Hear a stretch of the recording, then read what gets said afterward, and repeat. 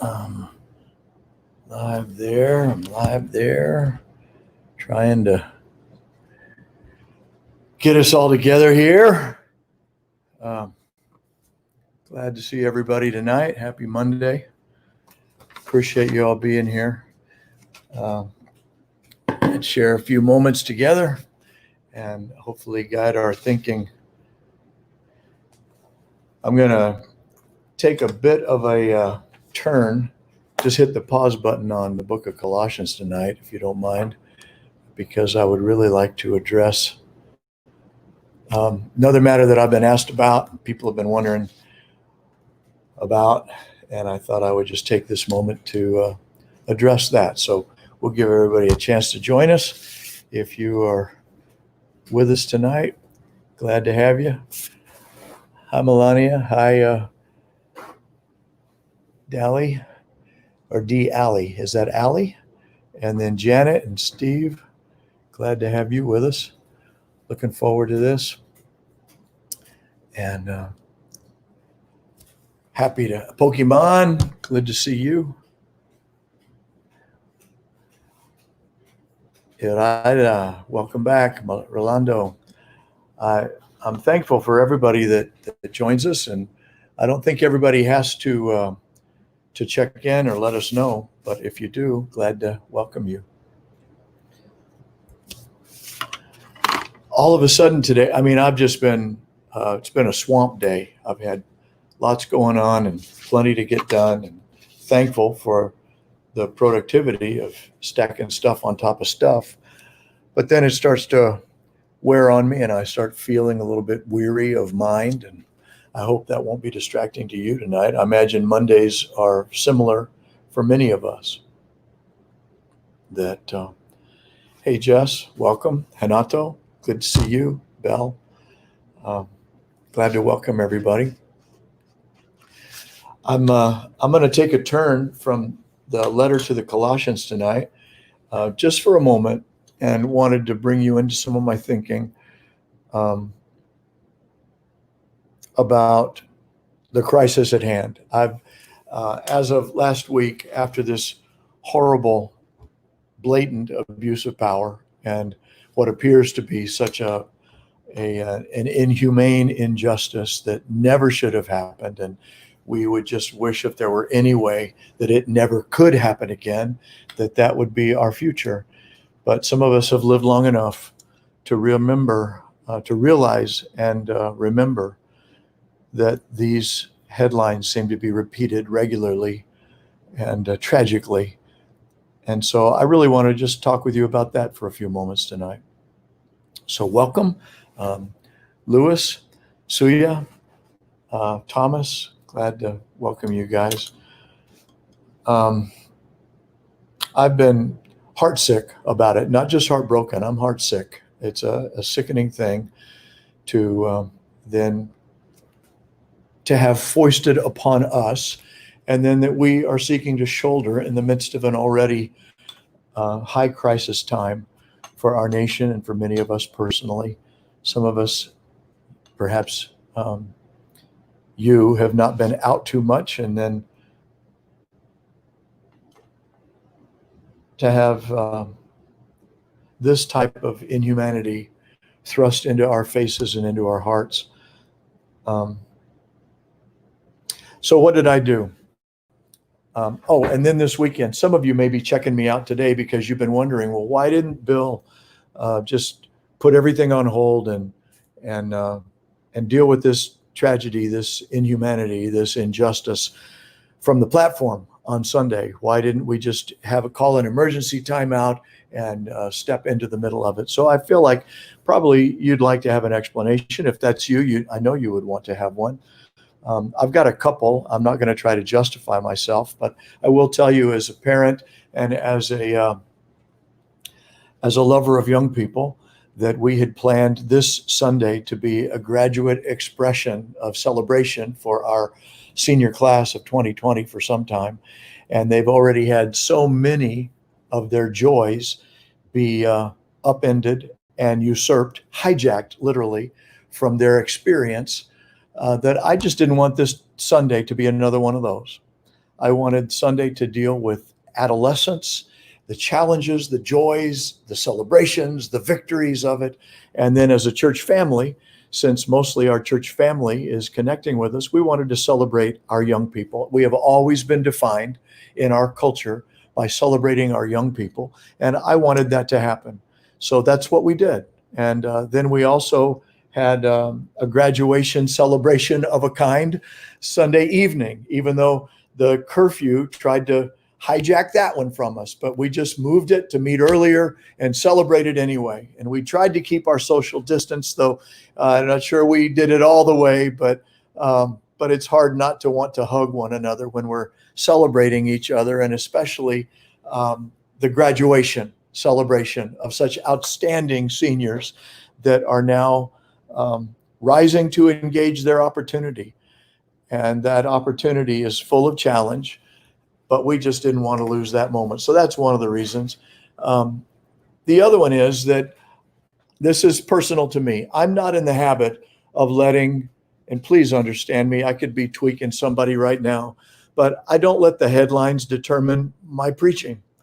I try to preach the values of Jesus Christ, practice the culture of Jesus Christ within our church family, and then live it.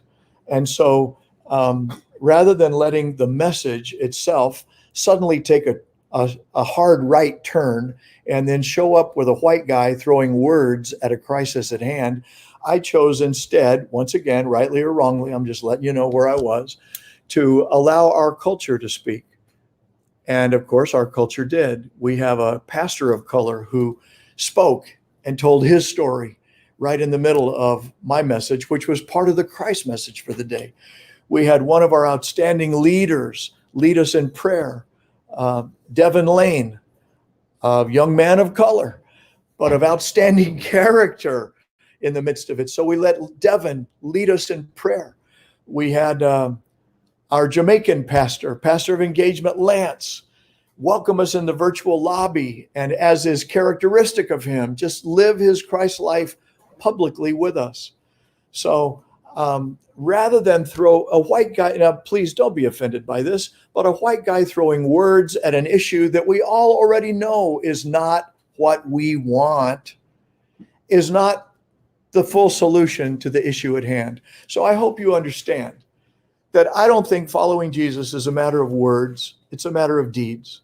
And the deeds are those that we share within our culture and within our community. Within our church, we try to live the values of Christ in our church.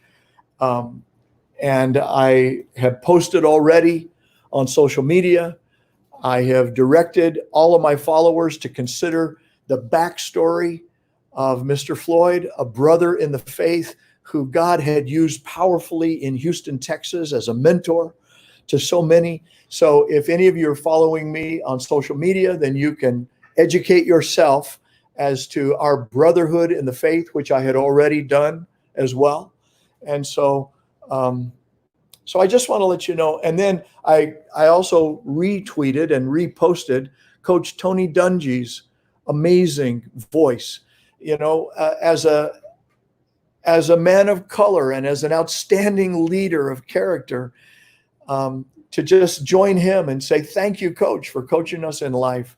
So if you're wondering why the white guy didn't preach about the racial issue Sunday, those are some of the reasons. But it's also that I would rather us join together in culture and community to live it together, rather than throw words at a target from a distance.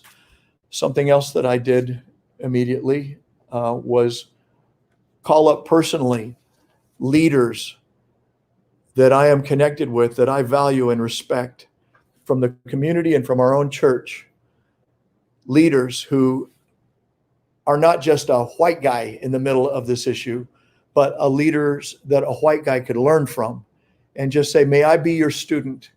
And would you instruct me? Would you inform me? Would you help me see what I'm not seeing so that I might say what needs to be said?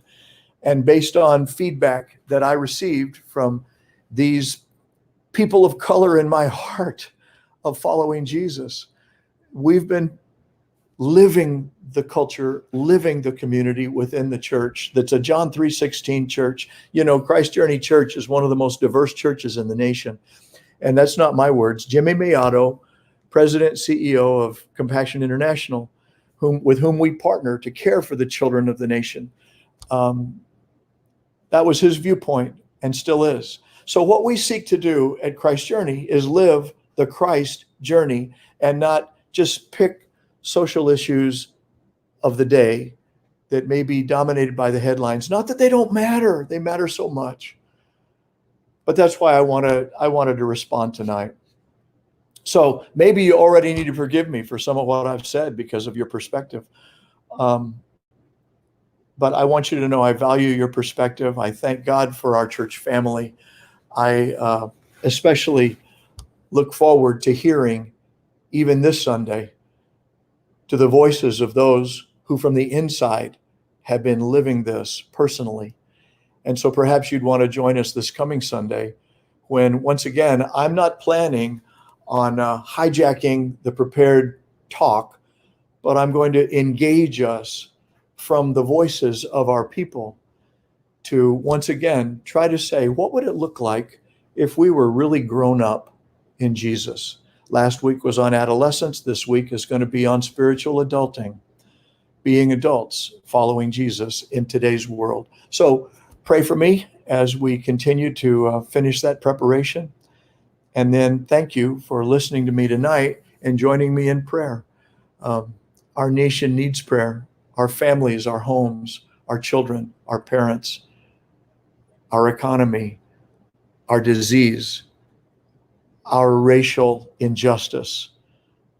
So many things that words alone cannot fix, but that words and hearts and deeds and lives connecting in community, to live it together, and then to listen to one another, and then to learn what compassion is, how to feel together, how to with passion enter life, and then learn understanding. So we're going to take some steps toward understanding this weekend at Christ Journey. But I'm already engaged in that in my preparations and wanted to take tonight to do that because I want you to know, like I started, I just told you, I'm not just heartbroken, I'm heartsick about this. And as we struggle to find words and ways forward,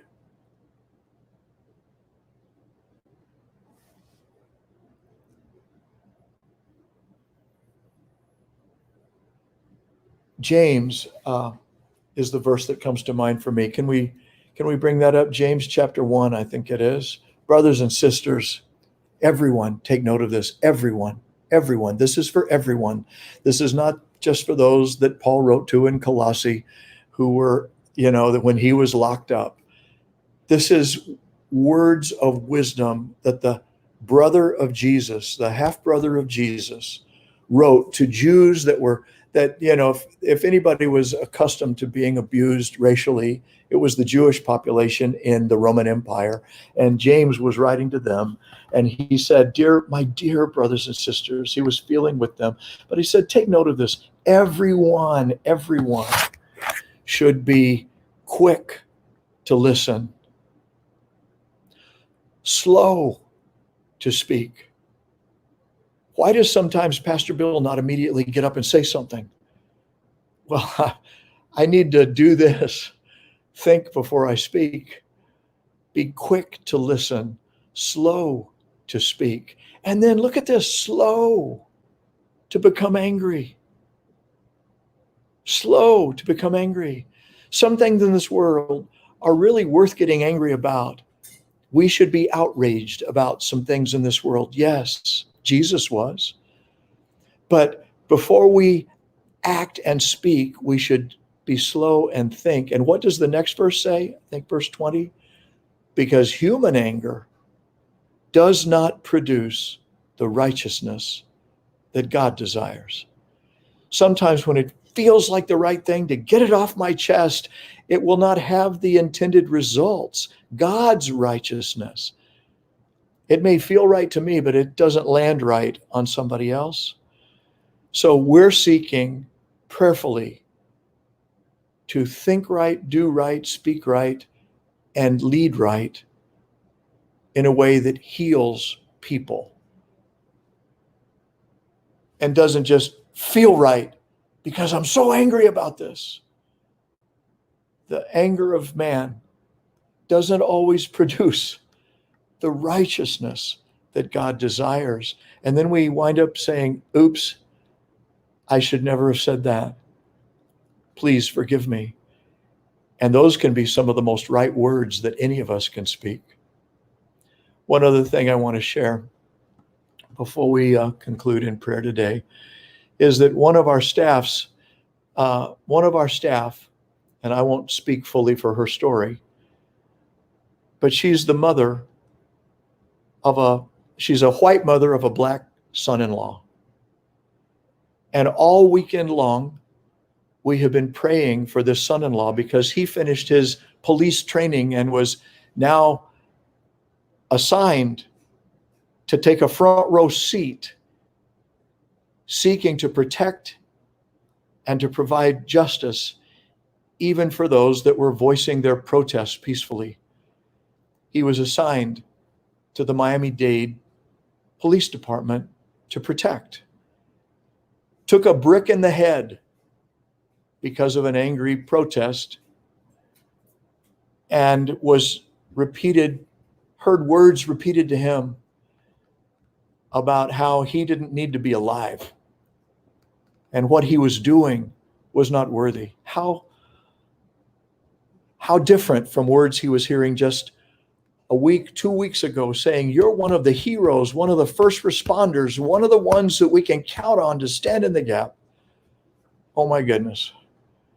So would you pray? On the other hand, I had Christ Journeyers texting me their photographs from being in the peaceful protest. So can I just tell you, I know people and feel people who are feeling this and who are wanting to protect even larger other levels of response that have connection to seeking to provide for the county. Would you join me in prayer for God's wisdom to be with everyone, and that he would help us see that the anger of humans doesn't always lead to the results we would desire, that we pray for. Lord, thank you for your mercy upon us. Thank you for your patience with us. Help us as we seek to do justice in the sense of correcting a system of justice that at times is just unjust. This is not right.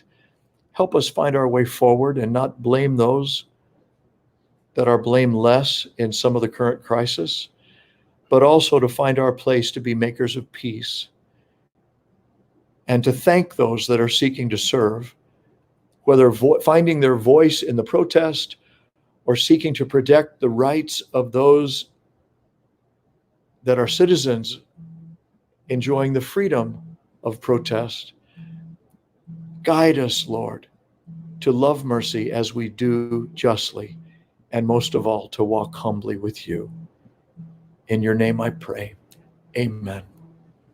God bless you.